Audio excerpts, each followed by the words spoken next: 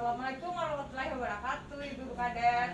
Waalaikumsalam warahmatullahi wabarakatuh. Selamat pagi. Perkenalkan, nama saya Ibu Meiti Fatmawati dari Puskesmas Lapalogo. Pagi ini saya akan memberikan penyuluhan tentang bagaimana penggunaan aplikasi ASIK Sehat Indonesiaku. Sebelum saya menjelaskan tentang penggunaan aplikasi itu, sebaiknya ibu-ibu yang punya HP Android kita download dulu aplikasi ASIK Sehat Indonesiaku. Seperti ini ya Bu tampilannya. Nanti diisi ya Bu, terus nomor RW-nya RW 3, RT-nya RT 2, provinsi isi ya Bu, sini ada pilihannya. Kita pilih Sulawesi Tenggara. Terus ini ada nama kabupaten, kita pilih juga nama kabupaten atau kota. Kita pilih Kota Bau ya Bu. Terus kecamatannya kita pilih juga, kita ada pilihannya. Kecamatannya Kokalukuna, sesuai dengan kelurahannya ya Bu. Terus terus pekerjaannya, nanti ditanyakan pekerjaannya. Kalau tidak bekerja kan tidak pilihannya juga ya, kalau tidak bekerja pilih bekerja, kalau pegawai pegawai. Terus kita klik simpan. Terus di sini ada riwayat penyakit keluarga. Di sini ada penyakit keluarga, seperti misalkan dalam rumah itu di keluarganya itu ada penyakit seperti penyakit diabetes. Kalau ada kita klik ya, kalau tidak ada diklik di yang tidak. Kalau tidak tahu berarti diklik yang tidak tahu. Terus nanti di penyakit hipertensi juga seperti itu, penyakit jantung, penyakit stroke, penyakit sendiri ya Bu, kan dia sering dilakukan untuk ibu-ibu. Kalau dicurigai kanker berarti klik curiga, kalau tidak ada berarti tidak. Begitu selanjutnya sampai oke. Ada klik kirim, nanti kirim. Nah di sini nanti ada hasilnya, hasil pemeriksaannya jelas, ada penglihatan tidak ada penyakitnya, semua aman. Nanti kalau sudah semua terisi nanti diklik simpan.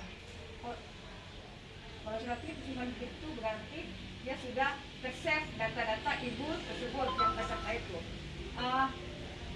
Demikian penyuluhan yang saya berikan tentang penggunaan aplikasi ASIK. Mungkin ada ibu Kade yang mau ditanyakan? Nanti Bu, kalau kita tidak mengerti dan tertanyakan itu. Oh iya. Untuk penggunaan aplikasi ASIK ini harus menggunakan HP Android. Jadi mungkin ibu Kade mungkin semua sudah ada ya HP Androidnya. Belum Bu. Belum semua Bu. Oh belum semua, tapi minimal satu lah, satu kades setiap pos itu harus ada HP Android. Tapi kalau itu nanti kita tanyakan lagi ke mungkin di bagian Palurah, mungkin dia mengadakan. Oke, demikian penyampaian tentang penggunaan aplikasi ASIK. Terima kasih atas perhatiannya. Saya Dr. Lupita, saya dokter di Puskesmas Lapalogo.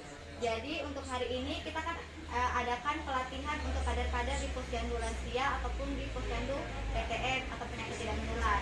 Nah sebelum kita menjalani Posyandu, kader-kader itu perlu dilatih untuk mengetahui apa-apa saja kira-kira yang dilakukan saat Posyandu Lansia ataupun Posyandu penyakit tidak menular.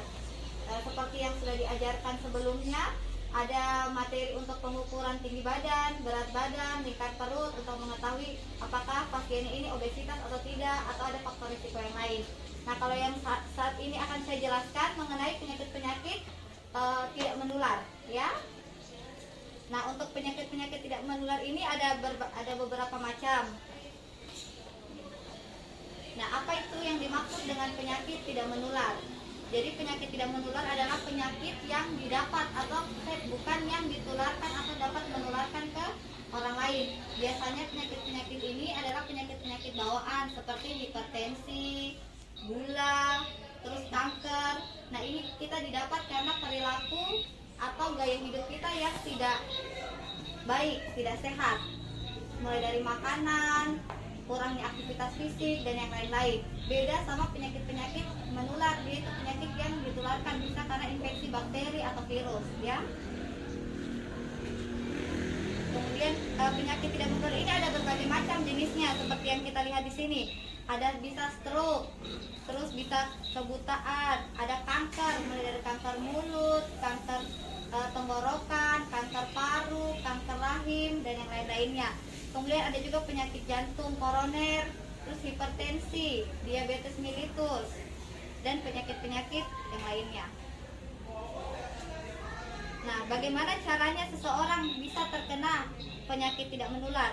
Ini seperti yang saya sudah bilang tadi, penyakit ini kan dia tidak didapat atau tidak ditularkan oleh orang lain, tapi karena gaya hidup kita sendiri. Misalnya kayak tadi, kurangnya aktivitas fisik bisa menyebabkan kita menderita penyakit tidak menular. Terus gaya hidup yang tidak sehat seperti merokok, konsumsi gula berlebih, konsumsi garam berlebih. Mungkin itu saja penjelasan mengenai penyakit-penyakit yang tidak menular. Apakah ada yang ingin ditanyakan oleh ibu-ibu kader? Apakah ada yang tidak jelas atau mungkin kira-kira kalau dapat pertanyaan dari masyarakat tentang penyakit-penyakit tidak menular, ada yang ini yang belum bisa dijawab, boleh ditanyakan. Nanti untuk cara-cara pengukurannya kayak tadi untuk kita tahu apakah dia hipertensi atau tidak, atau gula darahnya, nanti akan ada pelatihan materi selanjutnya. Kalau mungkin tidak ada yang ingin ditanyakan, sekian saja materi dari saya. Wabillahi taufiq wal hidayah. Wassalamualaikum warahmatullahi wabarakatuh. Assalamualaikum kader-kader, selamat pagi. Pagi Bu. Untuk sekarang ini saya akan membawakan materi penyuluhan tentang cara pengukuran berat badan, tinggi badan, dan tingkat perut. Juga cara pengukuran IMT, indeks massa tubuh. Mungkin untuk dijelasnya harus ada satu peserta kader dan kita praktekkan langsung. Sembarang. Apa ibu? Silakan. Cara untuk pengukuran berat badan itu, alas kaki harus dilepas, badan ditegakkan, pandangan ke depan. Nah, jangan tunduk ya Bu. Sini hasilnya ini 50. Ya, terus ibu. Hasilnya 50 yang berat badannya. Terus kalau untuk tinggi badannya juga kita pakai alat ukur tinggi badan atau stopolis yang sudah dipasang. Jadi panjang tingginya ini sekitar 2 meter. Jadi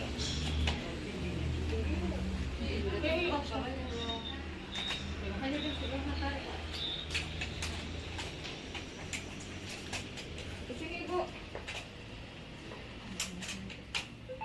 Ini juga pada saat pengukuran tinggi badan ini tidak boleh memakai alas kaki, badan ditegakkan, pandangan ke depan. Di sini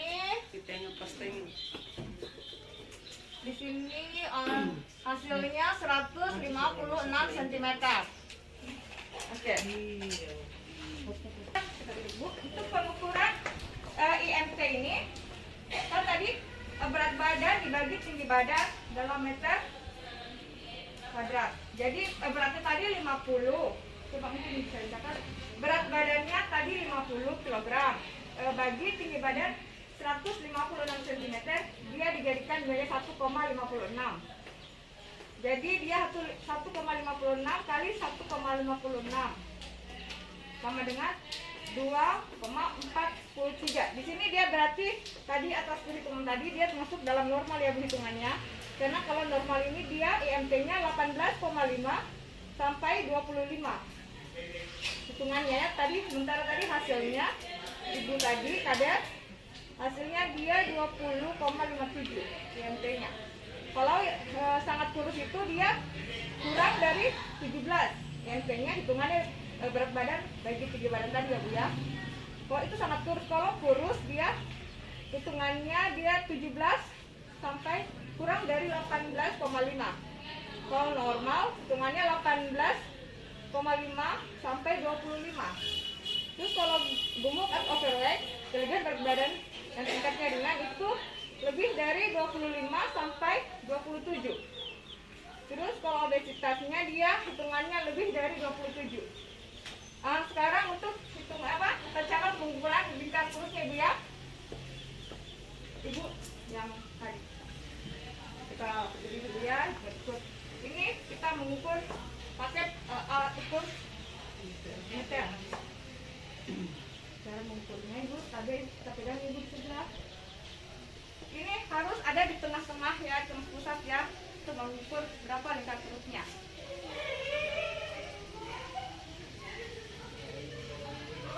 Di sini ibunya lingkar perutnya 92 cm. Jadi begitulah tadi cara pengukuran tinggi badan, badan sama pengukuran cara menghitung hasil IMT, juga cara mengukur lingkar perut. Mungkin ada yang perlu ditanyakan ibu kadar, mungkin ada yang belum dipahami atau belum dimengerti. Ya makasih, kalau gitu kalau ibu kadar sudah mengerti, terima kasih atas waktunya. Assalamualaikum warahmatullahi wabarakatuh.